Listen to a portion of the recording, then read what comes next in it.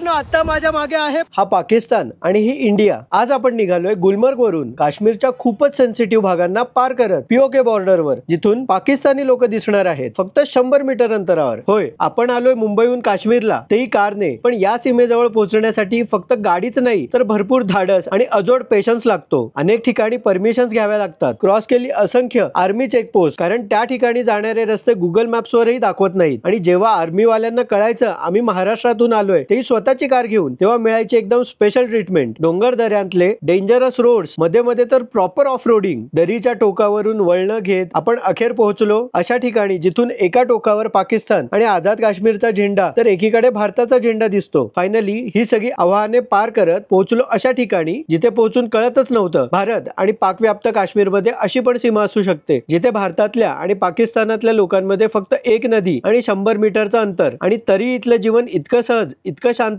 की सीमेजवळ दोन्ही बाजूंना लोक आपापल्या नॉर्मल लाईफ जगतायत आणि मी माझ्या खोलीच्या खिडकीतून पाकव्याप्त काश्मीर बघतोय। हे सगळं अनएक्सपेक्टेड होतं। अजून अशीच जबरदस्त ठिकाणं आणि थरारक अनुभवांसाठी इंस्टाग्रामवर फॉलो आणि युट्यूबवर सबस्क्राईब करायला विसरू नका।